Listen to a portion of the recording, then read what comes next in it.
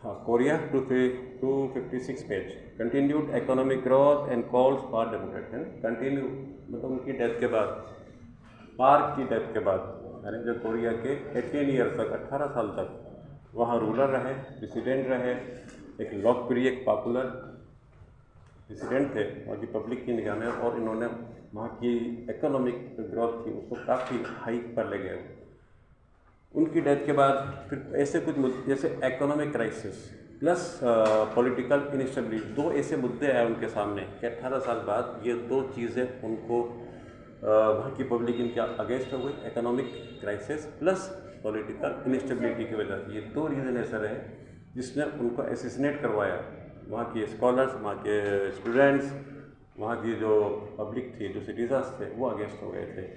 किस वजह से हुए थे ये आपको पता है। यूरोपियन कॉन्स्टिट्यूशंस में जो इन्होंने अपने हितों को ध्यान में रखे, जो उसमें चेंजेस किए थे, है ना, प्रोटेस्ट हुए और इनको एक तरह से एसिसिनेट कर दिया गया। यही रीज़न है ना। थैंक यू भाई। अब उसी से हम आगे बढ़ते हैं। तो कंटिन्यूड इकोनॉमिक ग्रोथ, वो कोरिया की इकोनॉमिक ग्रोथ कंटिन्यू बढ़ती रही आगे, और इसके अंदर में और वहाँ के जो लोग थे वो डेमोक्रेसी की मांग करते रहे। फुल फ्लेज डेमोक्रेसी की बात थी। The desire for democratisation grew up with the death of park की डेथ के बाद डेमोक्रेसी की मांग और बढ़ती गई। बट इन दिसंबर 1979 में अनदर मिलिट्री कू, एक और मिलिट्री कू देखा गया। मिलिट्री कू मीन्स तख्ता पलट, जो सरकार का तख्ता पलट देखा गया। दिस लेड, इस टाइम जो ये तख्ता पलटा था ये चुन हुआन ने किया था, चंदू हुआन ने किया था। और इन 1980 में वेरियस प्रोटेस्ट, कई तरह के प्रोटेस्ट, विरोध प्रदर्शन देखे गए इन खास सिटीज़ में around the nation were held by students, जिनको स्टूडेंट्स और वहाँ के सिटीजन्स ने ऑर्गेनाइज किया था। उनकी डिमांड थी डेमोक्रेसी और चुन मिलिट्री फैक्शन के सामने, क्योंकि अभी जो ये सेकंड कू हुआ, जो मिलिट्री या तख्ता पलटा, इनके सामने उन्होंने मांग रखी कि हमको डेमोक्रेसी की दी जाए, डेमोक्रेटिक गवर्नमेंट इस्टेब्लिश की जाए।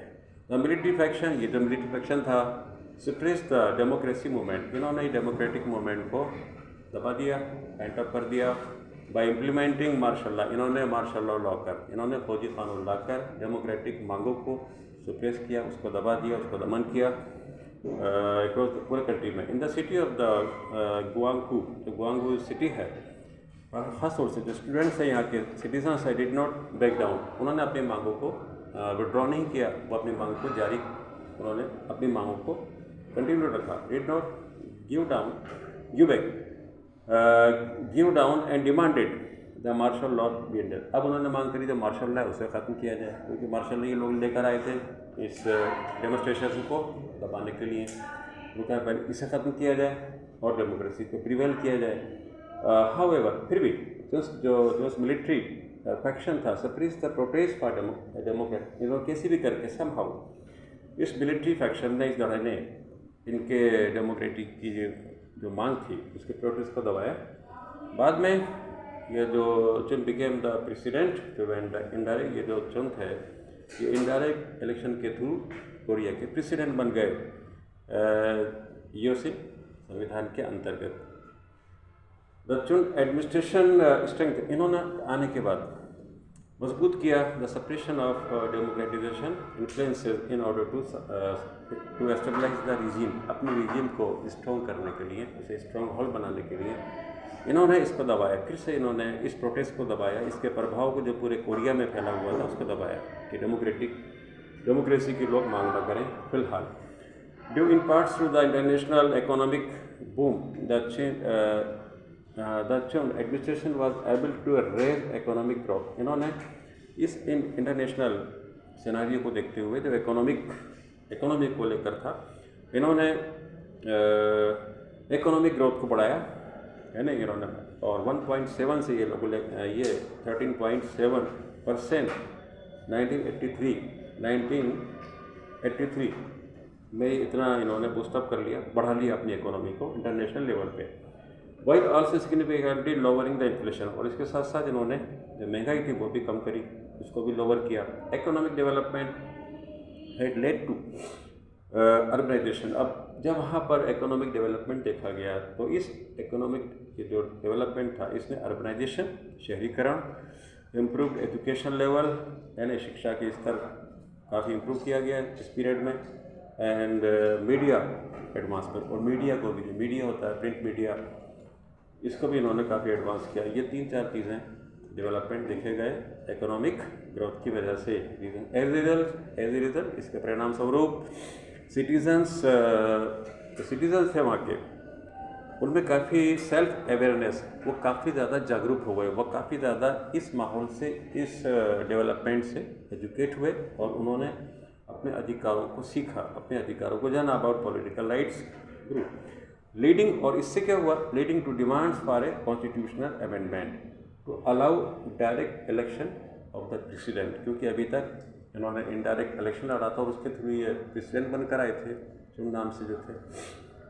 और अब जागरूकता की वजह से, पब्लिक में जो सेल्फ अवेयरनेस है, उसकी वजह से अब डायरेक्ट इलेक्शन कराना संभव हुए, मतलब उनको मजबूर होना पड़ा। संवैधानिक अमेंडमेंट किया गया और उसके तहत डायरेक्ट इलेक्शन प्रेसिडेंट के हुए। इनमें 1987 में the administration minimization of the inquiries into the death by torture of the university. Death by torture मतलब यूनिवर्सिटी में पढ़ने वाले स्टूडेंट्स जो प्रोटेस्ट के दौरान उनकी डेथ हुई होगी, है नहीं, उसको उन्होंने छुपाया था, उसको उन्होंने मिनिमाइज़ किया था, लेकिन वो चीज़ पब्लिश हो जाती है किसी वजह से, ओपन एक्सपोज हो जाती है। उसका रिजल्ट ये होता है made known, students was made known making citizens begin participation in a large scale struggle for democratisation, है ना। तो अब डेमोक्रेसी के लिए इसके बाद जो सिटीजन्स थे वहाँ के, उन्होंने और पार्टिसिपेट किया बड़े पैमाने पर, इन लार्ज स्केल स्ट्रगल किया, संघर्ष किया डेमोक्रेसी के लिए। क्योंकि डेमोक्रेसी का मीनिंग जानते हैं आप लोग, हैं लोकतंत्र, आपका शासन, हमारे द्वारा शासन होता है और हमें अपनी सरकार को चूज़ करने का राइट होता है इलेक्शन में। इसके बाद द जून डेमोक्रेसी मूवमेंट आती है, दैट फॉलोड। इसके बाद had participation not only by students but the middle class as well. Middle class, मध्यम वर्ग और स्टूडेंट दोनों ने इसमें पार्टिसिपेट किया इस जून डेमोक्रेसी। यहाँ पर भी डेमोक्रेसी को लेकर मांग थी और उसको फुल फ्लेज करने की मांग थी। ओइंग टू दीज एफर्ट्स, इन सब कोशिशों की वजह से the Chun administration was forced to make a revision of the constitution, है ना, संविधान का फिर से रिवीजन, उसको फिर से देखा जाए, उसमें क्या चीज़ चेंज की जाए, क्या चीज़ अमेंड की जाए मांग के अकॉर्डिंग, वो देखा गया इसमें, है ना। Revision to the allowing direct, और उसमें सीधे इलेक्शन की बात ढूंढी गई और उसके अंदर and new chapter of Korea democracy. इस तरह से कोरिया के इतिहास में एक नया अध्याय जुड़ा, वो था डेमोक्रेसी का। डेमोक्रेसी में changes, direct election, Korean democracy and the IMF crisis. Crisis इसमें पढ़ेंगे एज पर द न्यू। अब चूँकि न्यू संविधान, जो नया संविधान बना है कुछ चेंजेस के साथ, फर्स्ट डायरेक्ट इलेक्शन, है ना, वाज हेल्ड इन दिसंबर 1987 में पहले डायरेक्ट इलेक्शन हुए, सीधे इलेक्शन हुए। But due to the opposition parties failure to unite, लेकिन अपोजिशन जो पार्टीज थी वो यूनाइट नहीं हो पाई, उनकी यूनिफिकेशन की फेल्योर की वजह से, असफलता की वजह से। ए फेलो मिलिट्री लीडर ऑफ चुन मिलिट्री फैक्शन का एक लीडर थे, मिलिट्री लीडर, इनके साथी थे, उनका नाम था रोह ताई वू, वाज इलेक्टेड, इनका इलेक्ट हो जाता है। ये इसी पार्टी के, इसी फौजी हुकूमत के एक मेंबर हैं, एक ऑफिशियल है, मिलिट्री लीडर, है ना, ये इलेक्ट हो जाते हैं। हाउएवर, हालांकि Korea continued along the path of democracy, है ना, जो कोरिया था वो लगातार डेमोक्रेसी की तरफ अग्रसर था, है ना। और इन 1990 लॉन्ग टाइम अपोजिशन लीडर, एक लंबे समय से 1990 समय से अपोजिशन लीडर जिनका नाम था किम यंग सेम, इन्होंने कंप्रोमाइज़ कर लिया विद रोह पार्टी फौजी पार्टी के मेंबर थे ये, ठीक है। और ये थे अपोजिशन के लीडर पुराने काफ़ी लंबे टाइम पे, किम या सेम।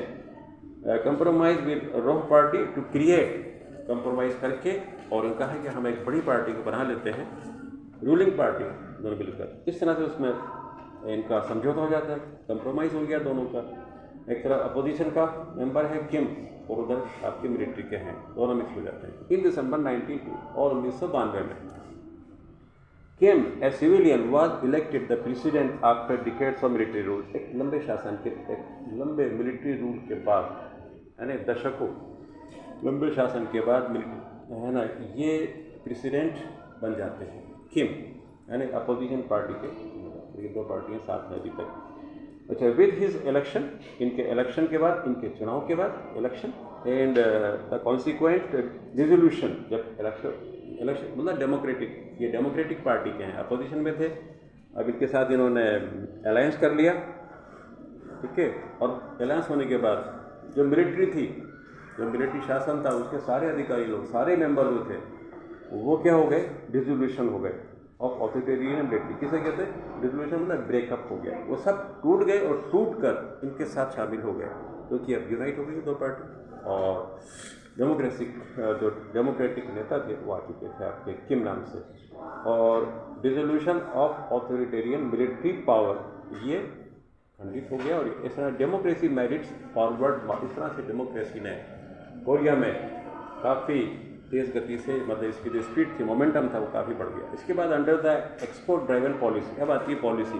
यहाँ की पॉलिसी क्या रही थी कि स्पिरिट एक्सपोर्ट ड्राइवन, मतलब एक्सपोर्ट करना है मैक्सिमम वे के अंदर, एक बड़े पैमाने पर इंडस्ट्री खोलना है और अपने माल को मैन्युफैक्चर करके आउट ऑफ कंट्री पहुँचाना है, जिससे हम मैक्सिमम अपनी इकोनॉमी को हम बढ़ा सकें, उसको कर सकें। तो ये under the export driven policy of the new administration, ये जो नई सरकार थी, है ना, policy of the new, several companies grew, कुछ कंपनियां grew to global prominence, global मतलब वर्ल्ड में, इंटरनेशनल लेवल पर उन्होंने ख्याति प्राप्त कर ली थी कुछ कंपनियों ने इस नए प्रशासन के बाद, विच कंटिन्यूड अंटिल द, और ये कंपनियां जो न्यू कंपनियां थी 1990s तक, 1990 के बाद तक ये चलती रही विद गवर्नमेंट सपोर्ट, गवर्नमेंट की सहायता से, सपोर्ट से।